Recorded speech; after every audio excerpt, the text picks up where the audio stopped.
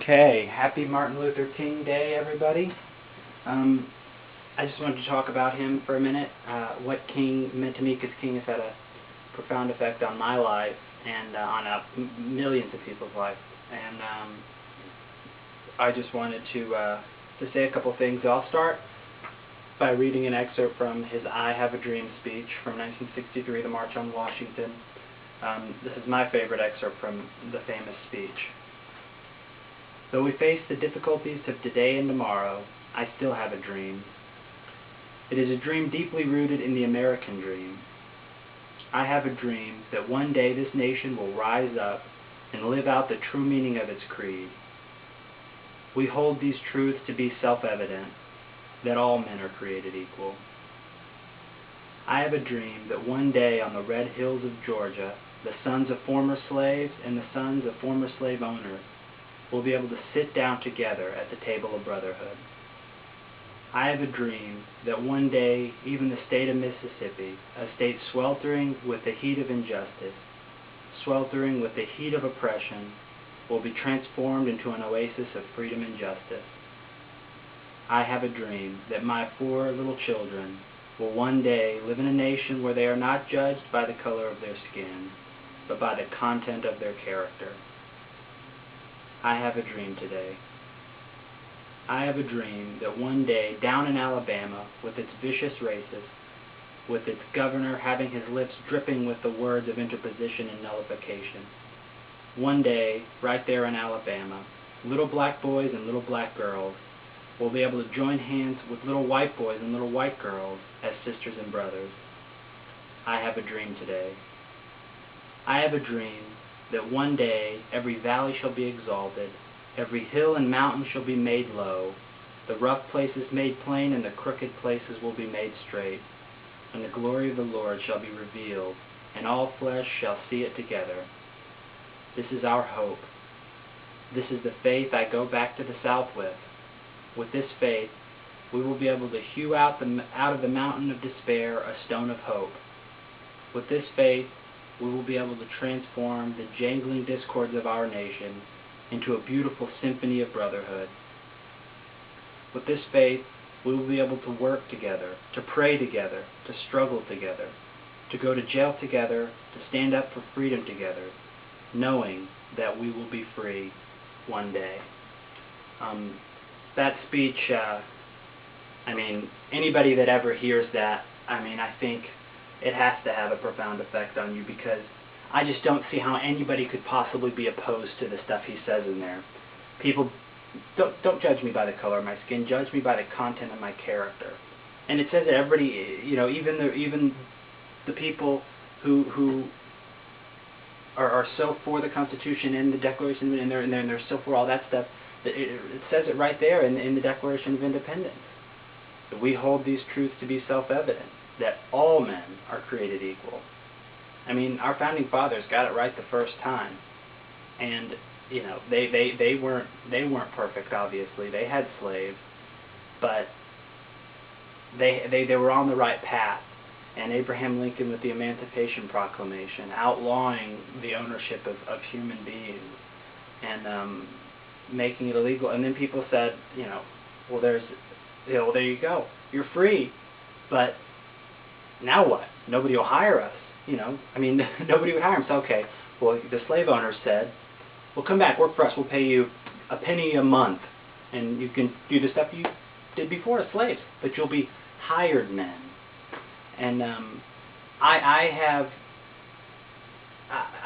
sort of have a bias towards racism, because from a very young age, my best friend, Daniel Thomas, who's black, I met him when it was in preschool, so 3 or 4, so as long as I can remember, and being around his family and his friends, and going to his church with him on Sundays, which was an all-black church. I was the only white person there, and I never once did I ever feel uncomfortable. They never made me feel like I was the white guy in the room or whatever. It was never anything like that. They loved me, I had some of the greatest memories of my life with those people. And so I didn't, when I grew up and sort of saw the real world and saw that that's not how the real world works, it was kind of like a culture shock. It was kind of I don't know, like hitting a brick wall and saying, whoa, what's going on out there? What's wrong with people? Because from a very early age, I didn't really understand what racism was, because I'd never been around it. I'd never seen it. I'd never heard of it. Because, okay, this guy doesn't look like me, but hey, I don't look like him. And I still have fun with him. We still hang out. We still do stuff together. His family loves me, and my family loves him. I don't get it. And so whenever I hit that point when I realized that's not how the world works, it was very odd for me, and sad at the same time. But back to King, in 2010 I went to Memphis to see. We drove over to Memphis to see an Eric Clapton concert. My mom bought me tickets for my birthday, and I said, oh well, while we're there, I want to go to two places. I want to go to Lorraine Motel, where Martin Luther King was killed, and I want to go to Sun Studios, where Elvis and Johnny Cash and all those people recorded music. And I had no idea that the Lorraine Motel was the National Civil Rights Museum. I thought it was just sort of a landmark. You could go see it, and I just wanted to pay my respects to a man that meant a lot to me. And that was it. I had no idea that it was the National Civil Rights Museum. We get there, and we park in this little alley, and we're like, is this it? I mean, it says, well, let's see. And we went around the corner, and there it was, that big, old, 50s-style Lorraine Motel sign, and I'm like, oh my God, that's it. And then we cut around the corner, and huge National Civil Rights Museum, and I'm like, oh my goodness. And we didn't have anything else to do, and so we said, let's go through it. And so we bought our tickets. Here's my mom's ticket and my ticket. It says, Keeping the Dream Alive. March 6, 2010 was the date we went in. 450 Mulberry Street, Memphis, Tennessee, 38103, nationalcivilrightsmuseum.org. Yeah, and that really, that experience changed my life. You walk through and there's all kinds of stuff. I mean, there's everything in there. The Freedom Riders bus is all burnt up. The Rosa Parks bus with the statue of Rosa Parks in it, sitting in the seat. I mean, there's so much stuff. You go up into King's room, and it's all left, everything like it was. The bed's unmade. There's cigarettes in the ashtray. There's coffee cup. I mean, it was just like you left it. And you go out to the balcony and you walk. And it's right there. And you're thinking, I mean, it really had a profound effect on me and my mother. Going to a place where this great man who did a lot in his life, but who could have done so much more, took his last breath right there where I'm standing.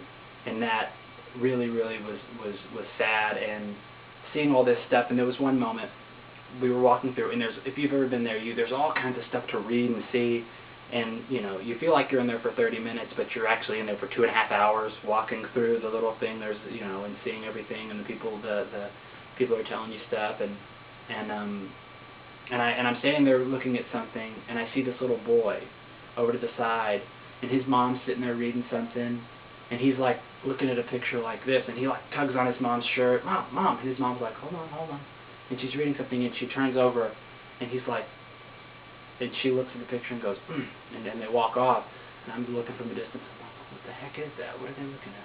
And so as we work our way down to that area, I see the picture that he's looking at, and it's a picture of a guy hanging who's been burned alive and hung by a chain. And I'm just thinking, oh my God, this kid, I mean, it's just, the hatred that's in people is so scary to me. It really is.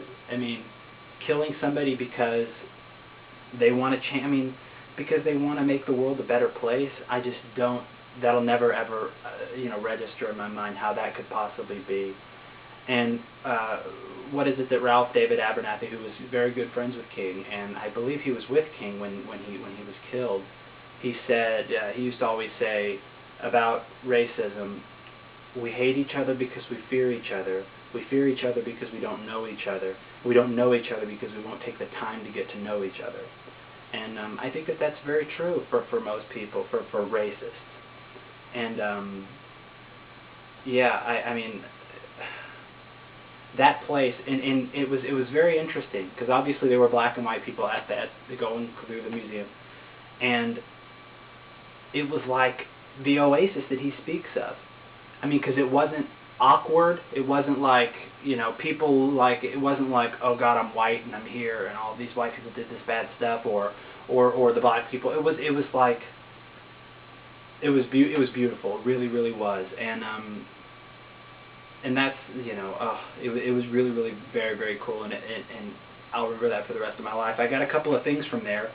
I got this, which is a little 99-cent keychain, which is says Lorraine Motel on it, and it's got room 306, which was King's room, and it's, you know, it's funny, on the bottom it says drop in mailbox, we guarantee postage. So if you like took the key home with you if you stayed in the hotel. But I got that. I got I got this book that King wrote called Why We Can't Wait. Letters from Birmingham Jail, April 16th, 1963. And real quick, I'll show you. I have this picture above my bed. Whoop. Got the cable hung on. This picture of King above my bed. Well, got that glare from my light. It's dedication. It says Jefferson County Jail, Birmingham, Alabama, 1963. It's got King sitting behind the bars. And down here, you can't see that. It says, your self-sacrificing devotion to your purpose in life and your unwavering faith will carry you through times of difficulty. And, yeah, so that's above my bed. I got that there as well.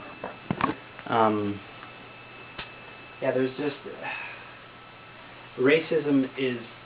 And I understand that there are people who are raised to be racist, and then that's what they believe, and you're never going to change them. And I think that... I don't know what to do, really. I don't know what to propose to do about those kind of people. Because we do live in a free country, and you can believe what you want to believe, as ridiculous as your beliefs may be. And I think that eventually those people will die, and then they'll just sort of fade out with time, like Model T cars. They'll just fade out. And at least I hope so.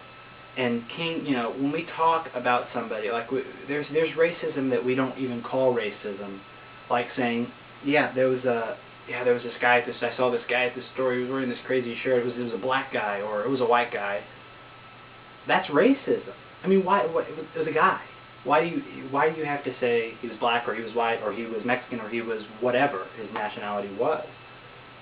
But yeah, I mean, I could go on for hours. I just wanted to sort of pay my respects to Martin Luther King Jr., who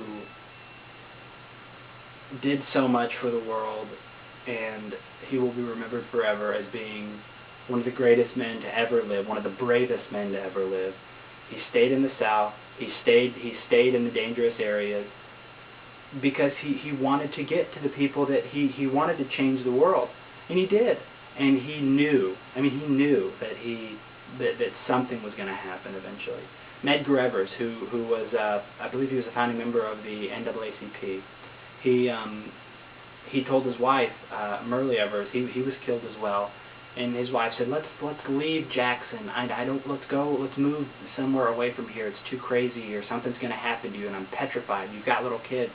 And he said, I don't know if I'm going to heaven, I don't know if I'm going to hell, I don't know if I'm going to be killed, I don't know if I'm going to live. But, you know, if I go to heaven or hell, I'm going from Jackson. And he was killed in his driveway by, obviously, a lunatic. But, yeah. Martin Luther King, happy birthday. Yesterday was his birthday. And I guess thank you for everything you've done and continue to do. Your message will never die.